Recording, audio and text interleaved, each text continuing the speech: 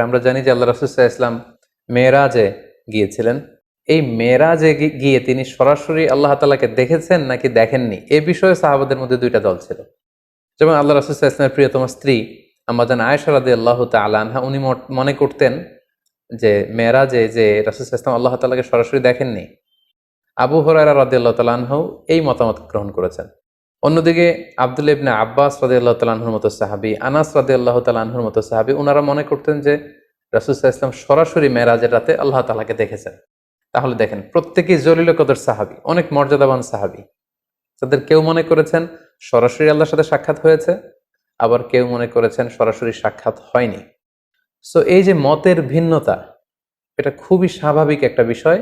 এবং আল্লাহ রাসূল সাল্লাল্লাহু আলাইহি ওয়াসাল্লামের সময় যে সাহাবারা ছিল, ওনাদের মধ্যেও বিভিন্ন মাসআলাতে, ফিকহি মাসআলাতে মতামতের ভিন্নতা ছিল। সবাই যে এক মতের উপর ঐক্যবদ্ধ ছিলেন, ব্যাপারটি এমন নয়।